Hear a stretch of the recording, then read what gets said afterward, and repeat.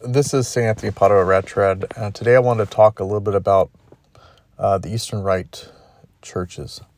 Not all of them, just my experience with them, and how I don't know, I think people tend to see it as something traditional, and in some aspects it is. In some ways, the Eastern Rite churches are traditional, but in many ways they're not. And I think a lot of times people that are seeking tradition are seem like they may think that have found a haven in the Eastern Rite churches. They're sick of the Novus Ordo, and so they're looking for something that has that traditional look, is old, unchanging. Hopefully, it's Catholicism, and it's safe because they're not separated from the supposed Pope. So people will go and find themselves in the Eastern Rite churches, and that's one of the things that I did. I when I joined the Novus Ordo, after about a year, I ended up going to the Eastern Rite, which wasn't too far from me, and I stayed there for about 4 years. One thing you'll see in the Eastern Rite, if you attend an Eastern Rite parish, and I'm just speaking from my own experience because I only attended one. I went to several, but I was a part of one for about 4 years. So I can only speak from this particular point of view. But what I noticed at the Eastern Rite Parish is you got a mixture of different people there. You'll have those who pretty much grew up at that church, who grew up Eastern Rite, the kind of the old timers, and they're few. They're few. There's not that many, at least there. Many of them have passed on, but and some are still kind of holding the line, holding the church up. And they grew up in the Eastern Rite. They don't really have much experience with the Novus Ordo. Obviously, they're aware of it, of course. I mean, you can't not be, but they grew up in the Eastern Rite, so that's what they are. And then you have others who are basically Orthodox, okay, in their thinking, in their faith. But for whatever reason, they attend the Eastern Rite, and I would say probably because either they're married to a Catholic, so it's kind of like a safe middle ground for them. They'll go to the Eastern Catholic Church, but they're really Orthodox, but in their thinking and mindset, or they're Orthodox in the sense that they just haven't transitioned yet over to the Orthodox. So it's like a lot of times these Eastern Rite churches are like a bridge. They're a bridge into the Orthodox Church. I didn't see too many, at least at this particular parish, I didn't see too many which were a bridge from the Orthodox back into the Catholic Church. They tend to be a bridge for people who, they go from the Novus Ordo, they go to the Eastern Rite, and then from the Eastern Rite, they end up going into the Orthodox. A lot of times these Eastern Rite parishes tend to be like a train stop, on the way somewhere. Either they're on the way to the traditional rite of the Latin Mass, of the Latin Rite Church. They stop. They kind of get their stop in the Eastern Rites, and then they go. You know what? Then they end up just go falling over to the traditional rite. 'Cause a lot of these times, the people that are there, like myself, they were part of, the Latin Rite or the Novus Ordo or whatever, and they end up just finding a Latin Mass and then just going there, but they're stopping off in the Eastern Rite churches. All right, so, and then you get conservative Novus Ordos that go to the Eastern Rite because, again, they don't like the Novus Ordo. They're not opposed to it, but they just don't prefer it. It's not something, they see a lot of the problems in Novus Ordo. It's very liberal and whatever, but, so they like the Eastern Rite for its tradition, its beauty, and and so forth. So you see, this is the mixture of people you'll see typically in an Eastern Rite parish. The guys that grew up there, the ones that are there hiding out from the Novus Ordo. They feel like they still have to, that they're bound to attend a Novus Ordo parish if there's nothing else available. But since they found this Eastern Rite, it's like a nice haven, so they're kind of hiding out there. So it's like Novus Ordo refugees. And then you have those that are pretty much Orthodox, and for either one way or another, they're at an Eastern Rite parish, and eventually they're going to migrate their way to an Orthodox church eventually. So that's what you'll see. So overall, my time at the Eastern Rite was positive. This is one of the things I think it was good about it, is that typically the Eastern Rite parishes are small, at least what I saw, and the one I attended was small. So everyone kind of knows everybody, has a good community. A lot of times they'll have, like, at least there they had a potluck, and you get to know the people, and so you do build a sense of community there. It's a good intro into into traditional Catholicism, because the Eastern Rites have a yearly calendar. They follow some of the same holy days as the traditional Latin Mass. There's some differences. There's some different holy days, but they don't move them to like Sunday, kind of thing. So in that way, it's similar. Also, confession was available every Sunday, and confession was available very frequently throughout the week. The priests are more available. The priests will come to your home and bless your homes. The priests are very personable, so you'll run into that. You'll see some married priests occasionally, but the particular priest that's there now, the first one, when I first attended, he was married. He ended up eventually transferring to another parish, and the priest that's currently there is not married. So you get a mixture of that, of celibate priests or married priests in the Eastern Rite, this particular Eastern Rite parish. So it did prepare me for going into the Latin Mass. I got to see a little bit, and then also what you'll see at these are basically Latin Masters that are, you got hardline Latin Masters there too, that can't stand the Novus Ordo, hate the Novus Ordo, but again, and they're there. They would be at SSPX, or they would be somewhere, but this is what they have, so they're there. And I experienced that too, and so in those regards, it was good. In a lot of ways, it was somewhat familiar to my Protestant background, because it was a small parish, and people there really, people there wanting to practice their faith, practice their Catholicism. But I did notice a lot of indifferentism, because, believe it or not, Eastern Rite churches, the priests and the bishops and so forth, are very Novus Ordo.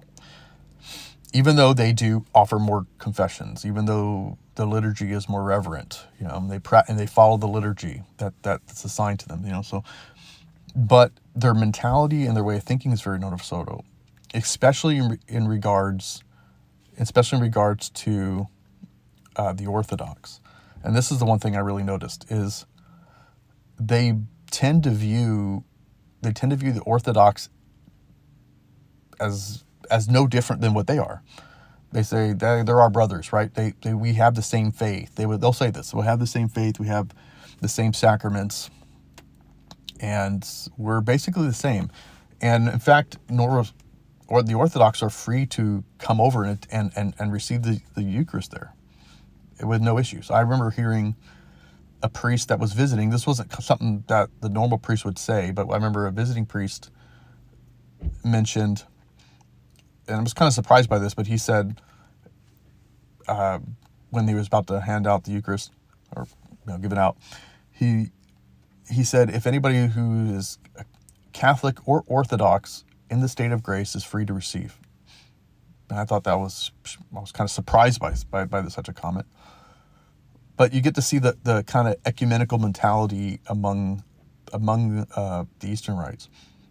They still, I remember seeing in the church bulletin, the eparchy newsletter. Eparchy is like a diocese, and so in the eparchy newsletter, it would show the bishop and a bunch of other Protestant groups, Anglicans, typically Episcopalians, and Methodists, whatever. Basically the group of Protestants that are all about being ecumenical as well. We're having ecumenical prayer gatherings together, and they would put it in their newsletter and show that that's what's going on, and so you get the same ecumenism going on. You get the same those same problems within the Eastern Rites. So that was one of the things that really kind of started opening my eyes that this is just, there's really not a safe place to be. And then if you're a traditionalist who rejects the rites that were done by Paul VI, that destroyed the rights of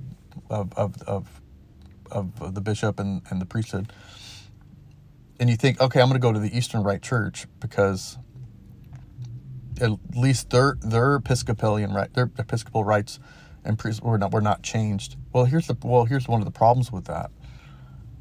Sure, they're valid priests, but not all. Why do I say that? Well, because a lot of times, and this is becoming common, I noticed this was something that was like a trend going, is that you'll have a lot of Novus Ordo priests that are bi-ritual and will fill in, and they'll fill in with whenever the priest is not there. So you get this Novus Ordo fake priest offering the liturgy at the Byzantine Rite.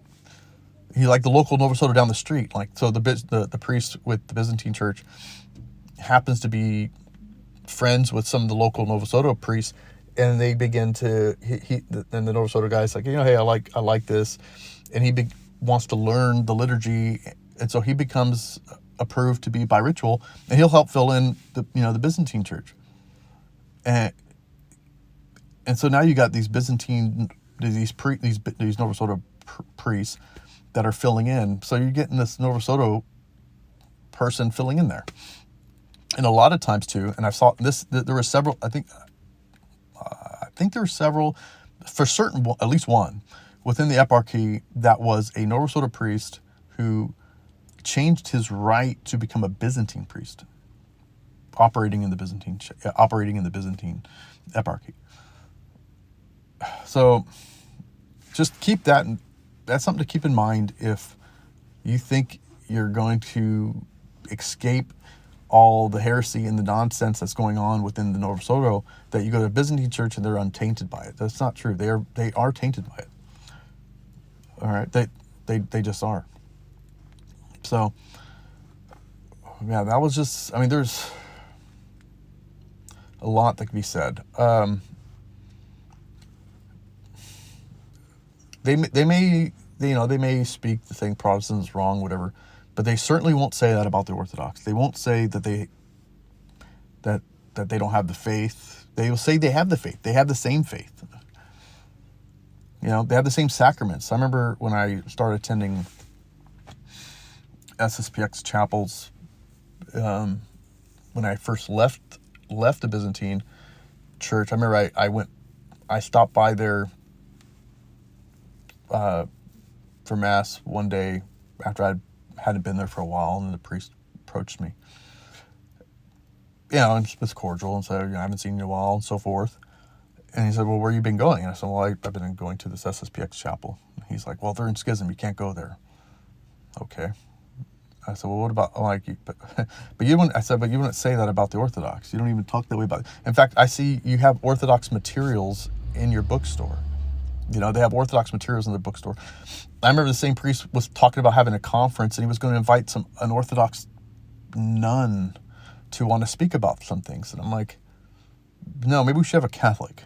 Okay, we should have a Catholic. And he said, okay, we'll have a Catholic. It wasn't just me saying that. There's other people telling the priest, like, we should probably have a Catholic. We shouldn't be having, why the heck are we having an Orthodox come speak at a Catholic church?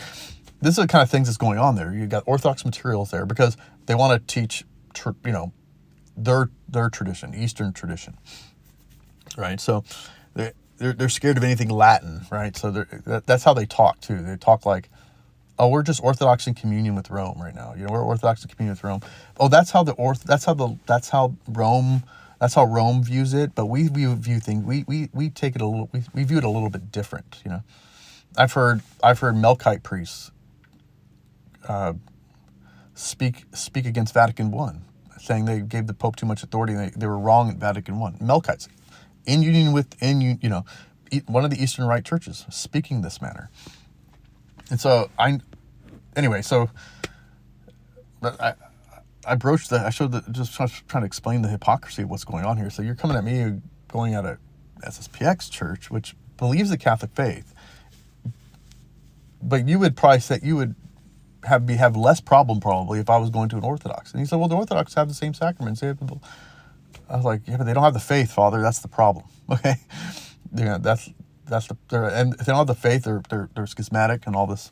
You would say the same thing about the SPX. All right, well, whatever, as we would say. So that's just one of the big issues with the Eastern Rites. I'm just giving my random thoughts here. That's how they view things. I was given an old missal. An old Eastern Rite missal.